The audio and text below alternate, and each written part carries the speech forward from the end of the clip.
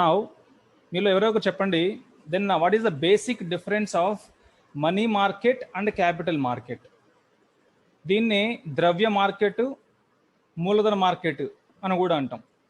So money మార్కెటే ద్రవ్య market, capital మార్కెటే మూలధన market. So any one of you please tell me what is the basic difference between these two?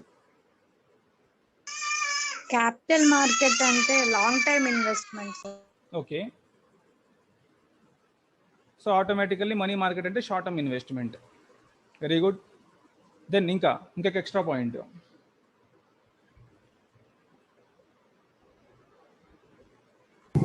Money మార్కెట్లో risk factor తక్కువ ఉంటాయి sir, capital మార్కెట్లో risk ఎక్కువ ఉంటాయి, రిటర్న్స్ కూడా ఎక్కువ ఉంటాయి. ఓకే, వెరీ గుడ్, ఇది కరెక్టే. నా సింపుల్గా గుర్తుపెట్టుకోవాలి అంటే, సో మీకు స్క్రీన్ కనిపిస్తుందండి?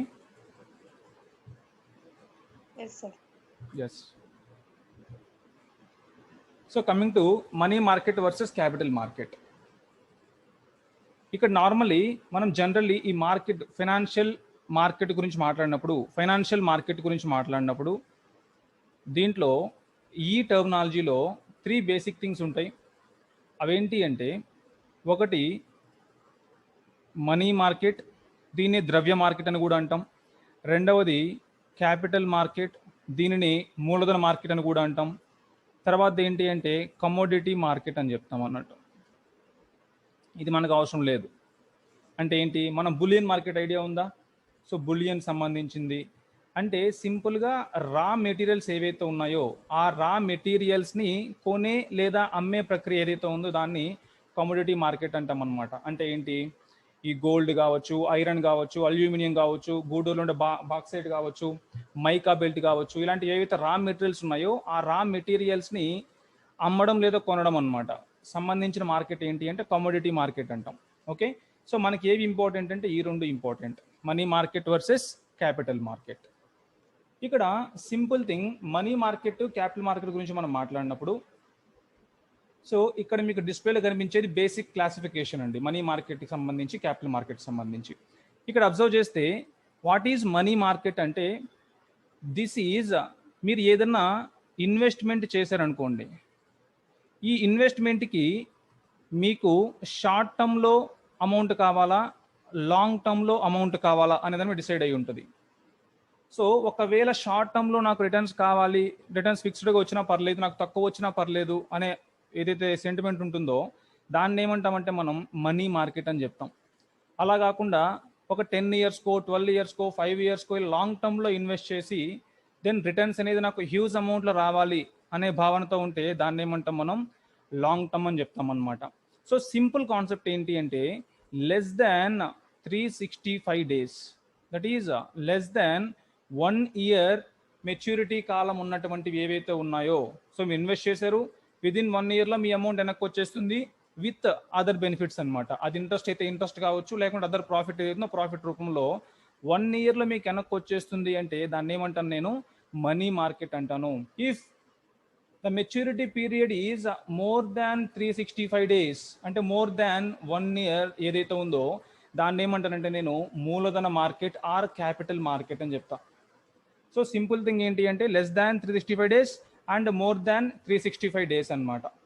ఓకే, మనం ఇంతకుముందు మాట్లాడుకున్నాం బ్యాంకింగ్ టాపిక్ మాట్లాడినప్పుడు, what is call money, what is term money, what is call money, what is term money, what is notice money. మనం less than 1 day, 1 day call money, 2 days to 14 days, more than 14 days మనం మాట్లాడుకున్నాం కదా. So అవన్నీ ఏంటి, less than 1 yearగా, less than 365 daysగా. So అవన్నీ దేనికి అంటామంటే money market tools అంటాం వాటిని. సో మనీ మార్కెట్ సంబంధించిన వాటి గురించి మనం మాట్లాడుకుంటా ఉన్నాం. అలా కాకుండా మెచ్యూరిటీ పీరియడ్ అనేది 3 years 4 years 5 years ఉందనుకోండి, ఫర్ ఎగ్జాంపుల్ మనం ఫిక్స్డ్ డిపాజిట్ చేస్తూ ఉన్నాము, ఫిక్స్డ్ డిపాజిట్ మనం 3 years 5 years చేసాము. So this is capital market అనమాట. సో లాంగ్ టర్మ్ సంబంధించింది అనే ఉద్దేశం అనమాట ఇక్కడ. నౌ ఈ మనీ మార్కెట్ని ఎవరు రెగ్యులేట్ చేస్తారు, ఈ క్యాపిటల్ మార్కెట్ని ఎవరు రెగ్యులేట్ చేస్తారు? Anyone?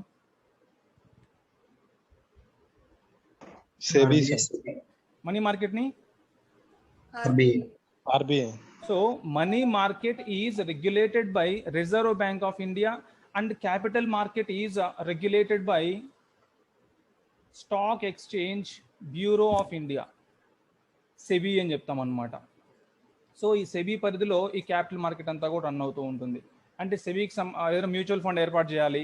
Mutual fund is also like capital market invest చేసేది. అంటే ఈ రిస్క్ ఫ్యాక్టర్ ఉన్న వాటి ఏవైతే ఉన్నాయో అవన్నీ కూడా సెబీ కింద ఉంటాయి అన్నమాట. సో ఈ సెబీ ఎప్పుడు ఫామ్ అయింది? 1992. ఇప్పుడు ఫామ్ అయింది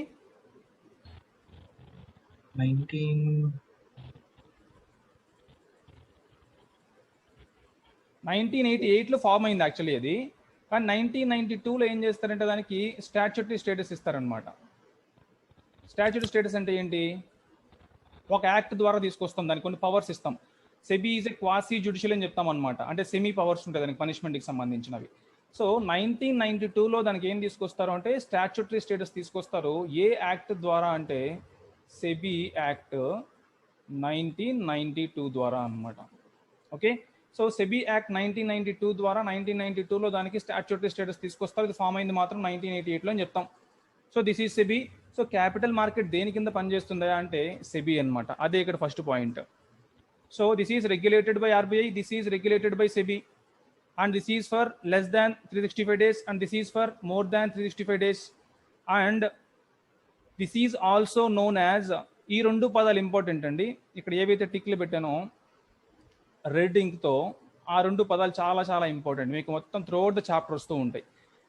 ఇప్పుడు నేను ఏవైతే ఎల్లో ఇంక్తో రౌండ్ చేస్తున్నానో అవి వేరే నేమ్స్, కాకపోతే మీకు అంత ఇంపార్టెంట్ ఏం లేదనమాట.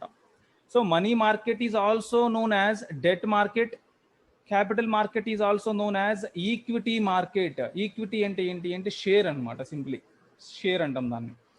సో ఈ డెట్ మార్కెట్ని ఏమంటాము అంటే వర్కింగ్ క్యాపిటల్ మార్కెట్ అని కూడా అంటాం. ఈక్విటీ మార్కెట్ని షేర్ మార్కెట్ అని కూడా అంటాం. సో మొత్తానికి మూడు పేర్లు ఉన్నాయి ఒక్కొక్క దానికి. ఏంటవి? Money market, debt market, working capital market. 3 are same. Capital market, equity market, share market, again 3 are same అనమాట. ఓకే, తర్వాత ఇక్కడ గుర్తుపెట్టుకోండి, ఇక్కడ సింపుల్గా మనం ఇన్వెస్ట్ చేస్తే మనీ మార్కెట్లో మనం ఇన్వెస్ట్ చేస్తే మనకి రిటర్న్స్ ఏ విధంగా ఉంటుంది అంటే ఇన్ టర్మ్స్ ఆఫ్ ఇంట్రెస్ట్ రూపంలో వస్తుంటుంది. ఇన్ టర్మ్స్ ఆఫ్ ఇంట్రెస్ట్ రూపంలో అంటే వడ్డీ రూపంలో రిటర్న్స్ వస్తే దాన్ని ఏమంటాను నేను? మనీ మార్కెట్ అంటాను. అలా కాకుండా మీరు పెట్టిన ఇన్వెస్ట్మెంట్కి మీకు ఆ కంపెనీలో షేర్ వచ్చిందనుకోండి, so that is capital market అని చెప్తాం అనమాట. సో మీరు పెట్టే ఇంట్రెస్ట్కి మీకు every month every year fixed income వస్తూ ఉందా, దట్ ఈజ్ మనీ మార్కెట్. అలా కాకుండా మీకు కంపెనీలో షేర్ లభిస్తుందా మీ ఇన్వెస్ట్మెంట్కి, so that is capital market అన్నట్టు గుర్తుపెట్టుకోండి. ఓకేనా? సో మీ ఫ్రెండ్ మీకు ఒక 10 lakhs రూపీస్ ఇచ్చాడు, మీకు అమౌంట్ కావాలి. మీ ఫ్రెండ్ని అప్పు అడిగారు. సో మీరేం చేశారు అంటే మీ ఫ్రెండ్ దగ్గర నుంచి అప్పు తీసుకున్నారు 10 lakhs రూపీస్. ఈ first option, second option, 2 options తనకి ఇచ్చామన్నమాట. ఫస్ట్ ఆప్షన్లో తనకి అరే నేను ఎవ్రీ ఇయర్ నీకు 1 రూపీ వడ్డీ చొప్పున అంటే 12% వడ్డీ ఇస్తూ ఉంటాను, మొత్తం 5 yearsలో నీ అమౌంట్ తిరిగి ఇచ్చేస్తాను రా అని చెప్తాం ఫస్ట్ ఆప్షన్లో. సెకండ్ ఆప్షన్ ఏం చెప్తాము అంటే అరే నీ 10 lakhs ఏదైతే ఉందో ఆ 10 lakhsకి నా కంపెనీలో 30% షేర్ తీసేసుకోరా, సో లాభం వస్తే లాభం, నష్టం వస్తే నష్టం, ఇద్దరం భరిద్దాం, ఈ షేర్లో 70:30 షేర్లో భరిద్దాము అని మాట్లాడుకున్నారు. సో ఈ ఫస్ట్ కండిషన్ ఏదైతే ఉందో దీన్ని ఏమంటాను నేను? మనీ మార్కెట్ అని చెప్తాను అనమాట. సో మనీ మార్కెట్ అంటే ఏంటి అంటే ఫిక్స్డ్ ఇన్కమ్ మీకు ఎవ్రీ మంత్ వస్తూ ఉంటుంది, that is money market. And second option ఏంటి అంటే మీ కంపెనీలో తనకి ఏమి ఇచ్చేస్తా ఉన్నారు? షేర్ ఇచ్చేస్తున్నారు అనమాట. సో అలాంటప్పుడు దాన్ని ఏమంటాను నేను? క్యాపిటల్ మార్కెట్ అంట. సో ఇక్కడ ఫస్ట్ కండిషన్ ఏంటి? Money market. సెకండ్ కండిషన్ ఏంటి? క్యాపిటల్ మార్కెట్ అని చెప్తాం. ఓకేనా సార్? అందరూ మ్యూట్లో పెట్టండి ప్లీజ్.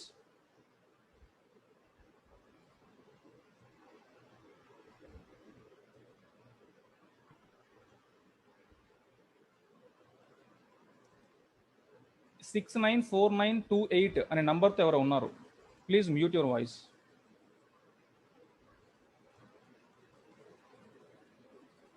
ఓకే, నౌ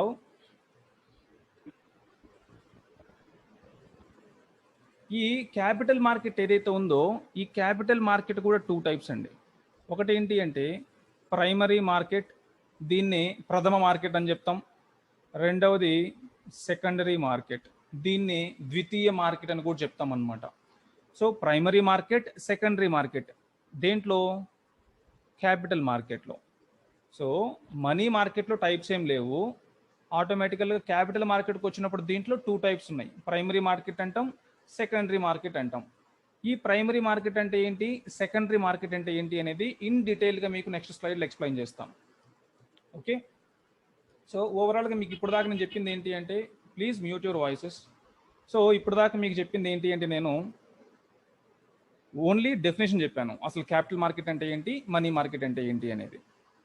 ఇప్పుడు చూడండి, ఏదన్నా ఒక పర్సన్ ఒక కంపెనీలో ఇన్వెస్ట్ చేయాలి ఆర్ ఒక ఇన్వెస్ట్మెంట్ చేయాలి అనుకున్నప్పుడు, ఆర్ ఒక కంపెనీ అవ్వచ్చు, ఒక కంపెనీ ఓనర్ అయి ఉండొచ్చు. ఫర్ ఎగ్జాంపుల్ మైండ్స్ అకాడమీ ఉంది. సో మైండ్స్ అకాడమీకి ఇప్పుడు ఎక్స్పాన్షన్ కోసంగా కొంత అమౌంట్ కావాలి.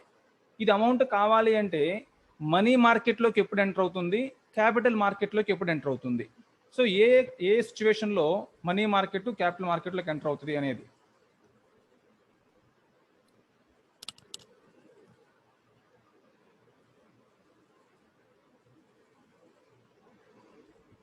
ఓకే, ఇక చూడండి, ఫర్ ఎగ్జాంపుల్ ఏదన్నా ఒక కంపెనీ, నేను ప్రజెంట్ మైండ్స్ అకాడమీ గురించే మాట్లాడుతున్నా. సో మైండ్స్ అకాడమీ ఓవరాల్గా అరౌండ్ ఒక 1 crore ఇన్వెస్ట్మెంట్ రెడీ చేసుకోండి. దానికి ఎవ్రీ ఇయర్ ఫర్ ఎగ్జాంపుల్ ఒక 10 lakhs rupees ప్రాఫిట్ వస్తూ ఉంది అనుకుందాం. సో 1 crore దాని మొత్తం అసెట్స్ ఉన్నాయి, దానికి ఓవరాల్గా 10 lakhs rupees ఎవ్రీ ఇయర్ దానికి ప్రాఫిట్స్ వస్తున్నాయి. ఇప్పుడు ఎక్స్పాన్షన్కి దానికి ఒక 3 crores కావాలి. ఎక్స్పాన్షన్కి మైండ్స్ అకాడమీకి ఒక 3 crores కావాలి. ఈ 3 crores ఒకవేళ తను అప్పు తెచ్చుకున్నాను అనుకోండి, బయటికి వెళ్ళి ఫ్రెండ్ దగ్గర నుంచో లేకుంటే బ్యాంక్ దగ్గర నుంచో అప్పు తెచ్చుకుంటే ఎవ్రీ మంత్ ఎవ్రీ ఇయర్ తను ఇంట్రెస్ట్ పే చేయాలి. 3 crores ఇంట్రెస్ట్ అంటే చాలా ఎక్కువ అమౌంట్ ఉంటుంది అనమాట. సో తన అసెట్సే అంత లేవు. సో 3 crores తనకి లోన్ కావాలి అంటే చాలా కష్టం అనమాట.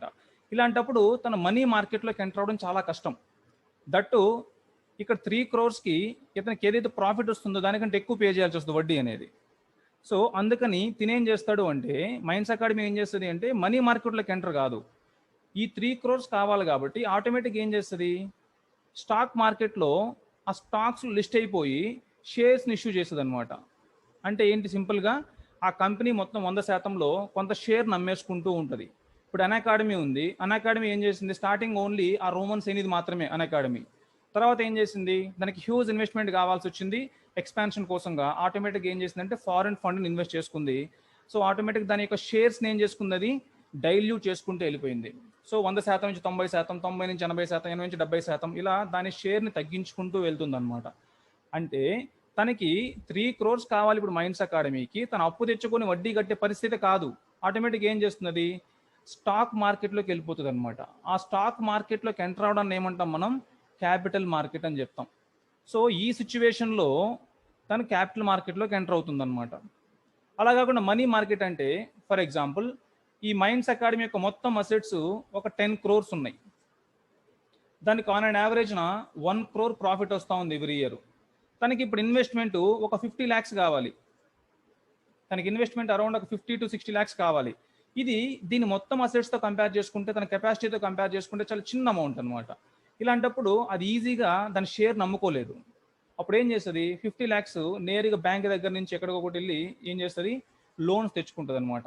లోన్ తెచ్చుకుంటే ఏం పే చేస్తుంది, ఎవ్రీ ఇయర్ ఇంట్రెస్ట్ పే చేస్తూ ఉంటుంది. సో దేంట్లోకి ఎంటర్ అవుతుంది, ఇప్పుడు ఇది మనీ మార్కెట్లోకి ఎంటర్ అవుతుంది అనమాట. సో ఇదే విధంగా ఏ కంపెనీ అయినా సరే దానికి ఇన్వెస్ట్మెంట్ ఎంత ఉంది, దాని అసెట్స్ ఎంత ఉన్నాయి, దానికి ఎలా రిటర్న్ చేయాలి, ఇవన్నీ దృష్టిలో పెట్టుకొని మనీ మార్కెట్లోకి ఎంటర్ అవ్వాలా ఆర్ క్యాపిటల్ మార్కెట్లోకి ఎంటర్ అవ్వాలనేది అది డిసైడ్ అవుతుంది అనమాట. ఓకేనా. So this is regarding money market to capital market.